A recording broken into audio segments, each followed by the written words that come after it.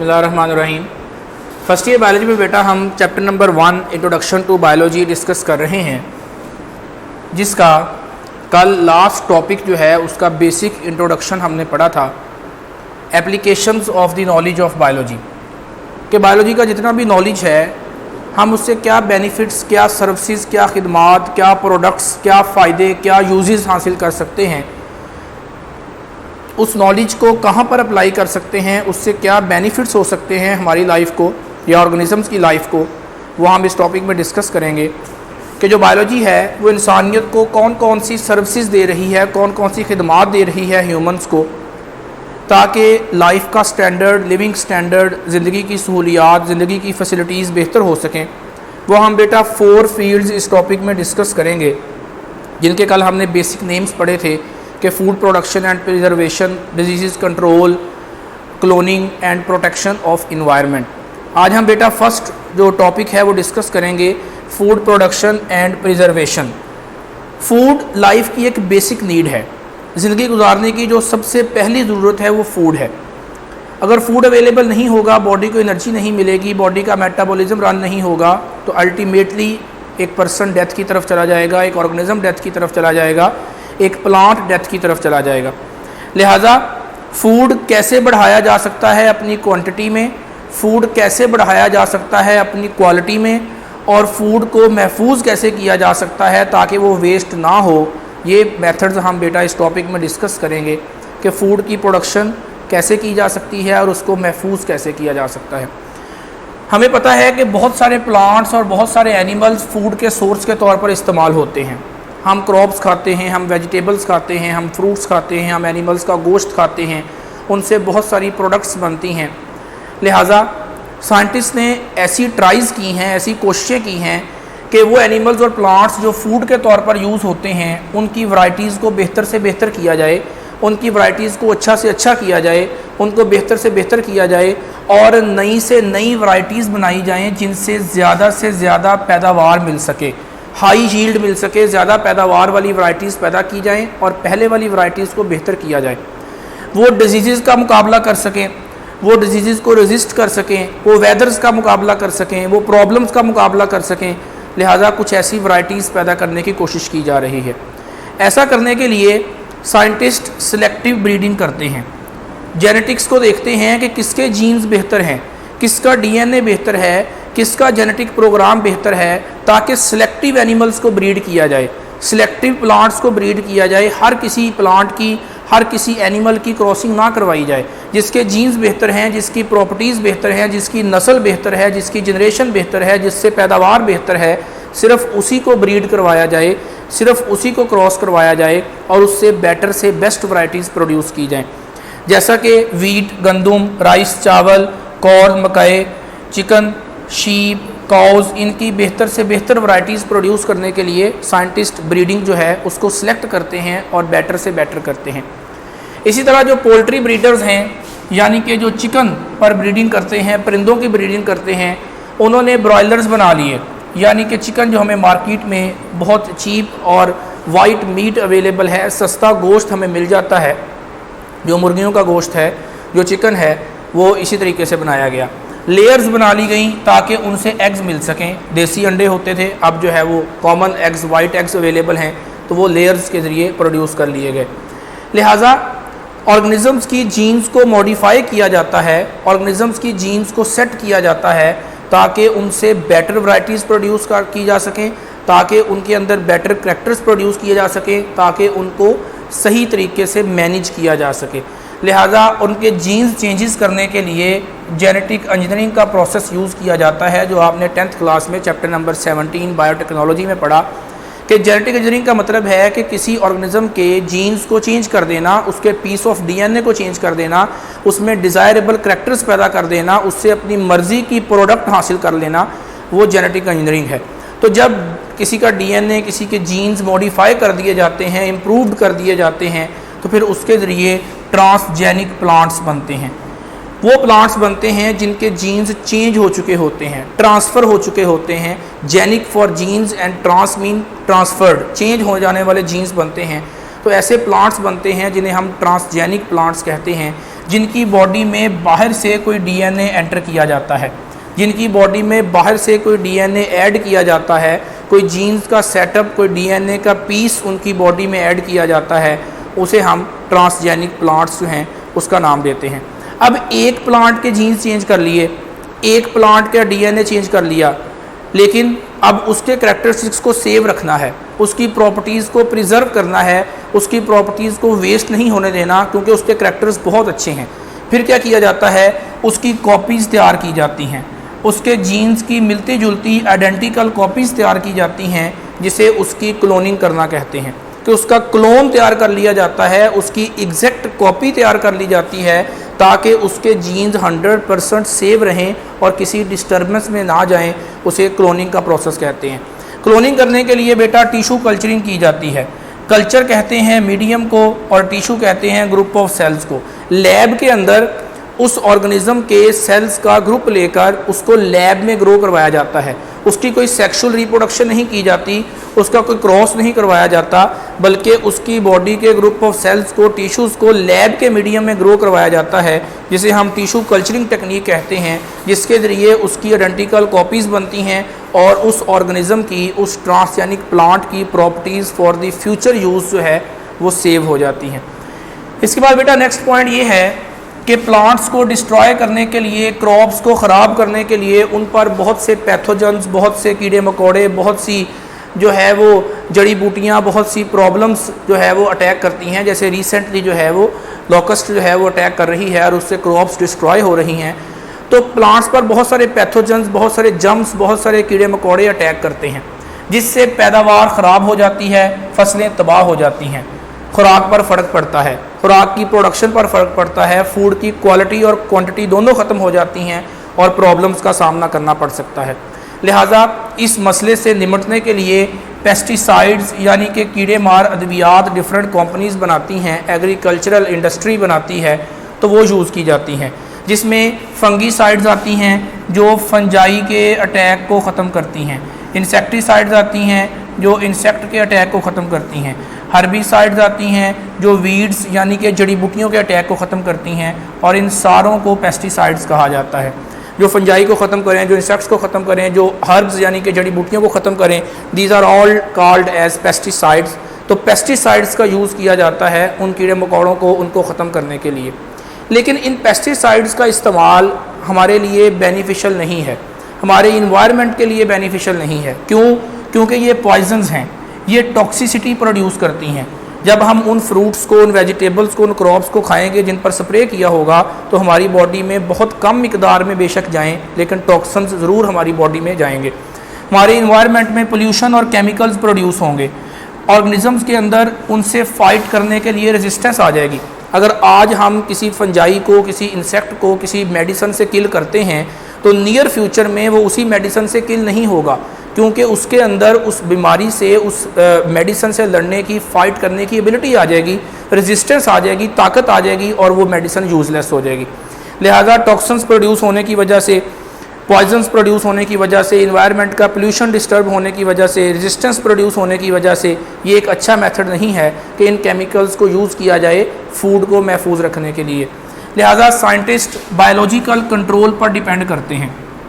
Biological mean living things and control mean control करना या काबू करना, लिविंग थिंग्स के ज़रिए कंट्रोल करना। लिहाजा डिफरेंट किस्म के ऑर्गेनिजम्स को, जड़ी बूटियों को, पेस्ट्स को, इंसेक्ट्स को, फंजाई को, लिविंग थिंग्स को यूज़ करके कंट्रोल करना बायोलॉजिकल कंट्रोल है, जिसमें प्रीडेटर प्रे रिलेशनशिप काम करता है कि एक शिकारी है और एक उसका शिकार है। तो जब वो शिकारी शिकार पकड़ लेगा तो फिर उसका नुकसान ख़त्म हो जाएगा और हमें उसमें किसी किस्म का नुकसान नहीं देखना पड़ेगा, नुकसानात कम हो जाएंगे, हैज़र्ड्स एलिमिनेट हो जाएंगे, ख़त्म हो जाएंगे। और जो हमने पीछे देखा कि टॉक्सिन्स प्रोड्यूस होनी है, इन्वायरमेंटल पोल्यूशन आना है, रेजिस्टेंस आनी है, ये सारा कुछ ख़त्म हो जाएगा। जैसा कि अगर रैट्स को कंट्रोल करना हो तो कैट्स उनको खाती हैं, अगर रैबिट्स को कंट्रोल करना हो तो फॉक्सिस उनको खाती हैं, अगर एफिड्स को कंट्रोल करना हो तो वास्प्स उनको खाते हैं। एफिड कहते हैं तेले को, जो कि वॉलनट ट्री यानी कि अखरोट पर अटैक करता है, जिससे अखरोट की जो लकड़ी है या अखरोट जो है उसका जो नट है, उसकी जो गिरी है, उसको नुकसान पहुंचता है। लिहाजा अगर स्प्रे करेंगे तो एफिड तो मर जाएगा, लेकिन वॉलनट जो है, अखरोट जो है वो ख़राब हो जाएगा, डिस्टर्ब हो जाएगा। लिहाजा वॉस्ट इस्तेमाल किए जाते हैं, बिड इस्तेमाल किए जाते हैं, जो कि सिर्फ एफिड को खाते हैं और वॉलनट को कुछ नहीं कहते। तो इस तरीके से कोई पोल्यूशन क्रिएट नहीं होगा, कोई टॉक्सिसिटी लेवल नहीं बढ़ेगा, कोई नुकसान नहीं होगा, कोई रेजिस्टेंस नहीं आएगी और वेरी इजीली जो है लिविंग थिंग्स को लिविंग थिंग्स के ज़रिए ही कंट्रोल कर लिया जाएगा। बहुत सारे बैक्टीरियाज़ के अंदर ये एबिलिटी है कि वो बायोपेस्टिसाइड्स के तौर पर इस्तेमाल होते हैं। बहुत सारे बैक्टीरियाज सॉइल में, एयर में, प्लांट्स की सरफेस पे रहते हैं और वो लिविंग थिंग्स होने के साथ साथ जो है वो रोल प्ले करते हैं कि वो कीड़े मकोड़ों को खा लें, वो जड़ी बूटियों को ख़त्म कर दें और वो जो है वो पेस्ट को कंट्रोल करें। लिहाजा उनको भी बायोपेस्टिसाइड्स कहा जाता है, जो कि लिविंग थिंग्स के ज़रिए कंट्रोल करते हैं और रोल प्ले करते हैं pollution free control of environment में। इसके बाद बेटा नेक्स्ट टेक्निक है IDM, integrated disease management. Integrated, आपस में जुड़े हुए, अटैच हुए हुए, इंटीग्रेट हुए हुए। डिजीज़ मीन बीमारियाँ और मैनेजमेंट मीन कंट्रोल करना। प्लांट्स और एनिमल्स की बहुत सारी डिजीज़ को कंट्रोल करने के लिए जो अप्रोप्रिएट, जो प्रॉपर और रेलिवेंट मिलता जुलता तरीक़ाकार इस्तेमाल किया जाता है किसी डिजीज़ को कंट्रोल करने के लिए, उस प्रोग्राम का नाम है IDM, इंटीग्रेटेड डिजीज़ मैनेजमेंट, जिसके ज़रिए हम प्लांट्स की क्वालिटी, प्लांट्स की क्वांटिटी, एनिमल्स की क्वालिटी, क्वांटिटी, फूड को कंट्रोल कर सकते हैं क्योंकि हमने उनकी डिजीज़ कंट्रोल कर ली। लिहाजा प्रॉपर कंट्रोल का मेथड, प्रॉपर कंट्रोल का तरीक़ाकार, प्रॉपर कंट्रोल का वे, जिसके ज़रिए हम प्रॉपर तरीके से डिजीज़ को कंट्रोल कर लें, प्लांट्स को महफूज कर लें, एनिमल्स को महफूज कर लें, उसे हम इंटीग्रेटेड डिजीज़ मैनेजमेंट कहते हैं, जो कि एक बहुत स्पेसिफिक प्रोग्राम है डिजीज़ को कंट्रोल करने के लिहाज से। नेक्स्ट है बेटा hydroponic culture technique. Hydroponic, growing in water, culture medium, technique तरीक़ाकार। Hydro stands for water, ponic mean growing करना, कल्चर मीन मीडियम, वाटर के मीडियम में ग्रो करवाना।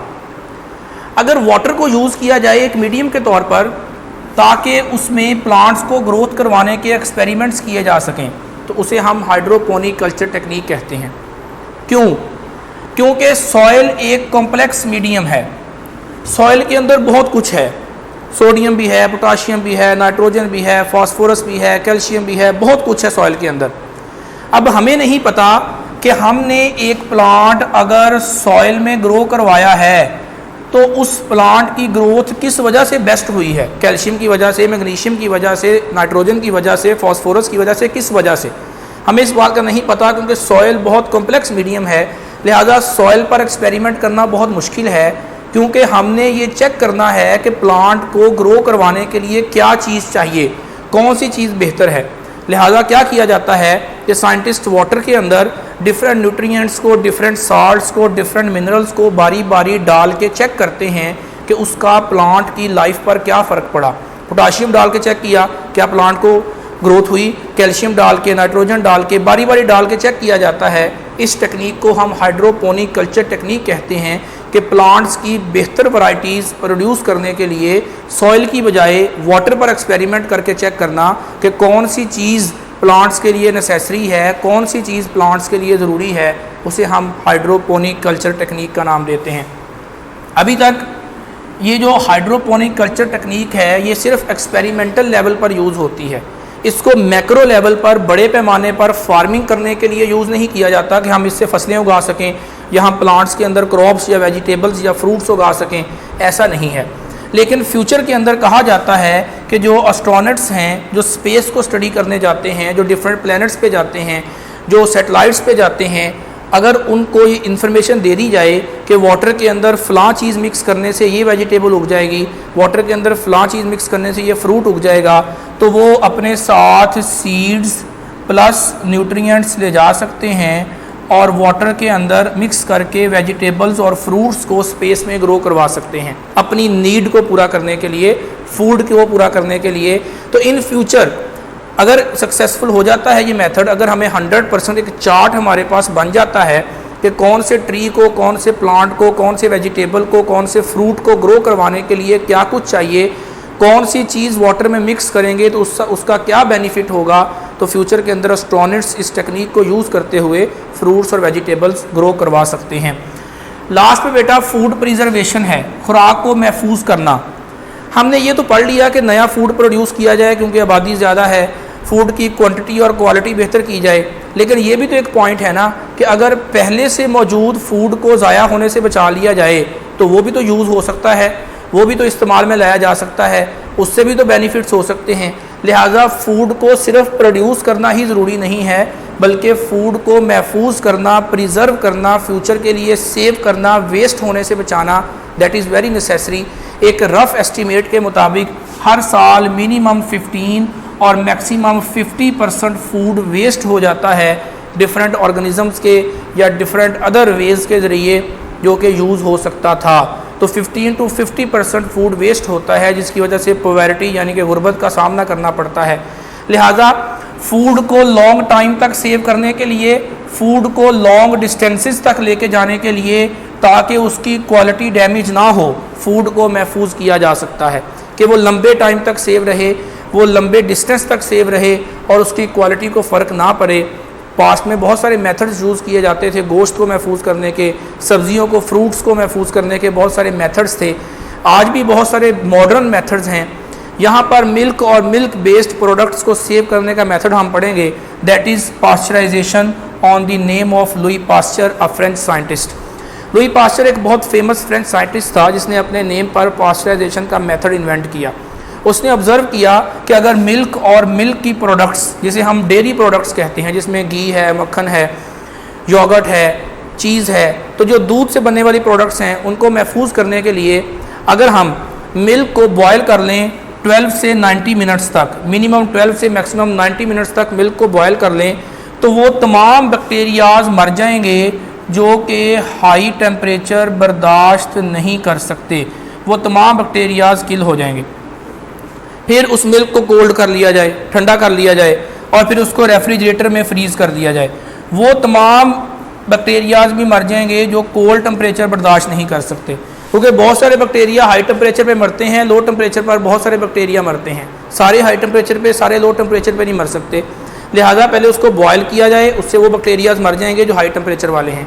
फिर ठंडा किया जाए और फिर अभी कंप्लीट ठंडा ना हुआ हो तो उसको उठाकर फ्रिज में रख दिया जाए, तो फिर वो बैक्टीरियाज भी किल हो जाएंगे जो कि कोल्ड टेम्परेचर भी बर्दाश्त नहीं कर सकते। तो ये एक एग्जांपल है कि पास्चराइजेशन के ज़रिए जो है वो milk and milk based products को महफूज किया जा सकता है। इसके अलावा कैनिंग का मेथड है। आपने मिल्क पैक देखा कभी? मिल्क पैक को ओपन करें या लेज़ का पैकेट या सिगरेट की डिब्बी को ओपन करें तो उसके अंदर वो सिल्वर सा कवर लगा होता है, उसे कहते हैं कैनिंग प्रोसेस। वो जो मिल्क पैक के अंदर सिल्वर कवर होता है या लेस के अंदर होता है, उसकी वजह से मॉइस्चर नहीं आता, नमी नहीं आती और फूड की क्वालिटी डैमेज नहीं होती। तो ये भी एक वे है जिसके ज़रिए फूड को प्रोड्यूस करके सेव किया जा सकता है ताकि वो बजाय के वेस्ट होने के किसी को सर्व किया जा सके और फूड की क्वांटिटी और क्वालिटी दोनों को सेव रखा जा सके। Thank you.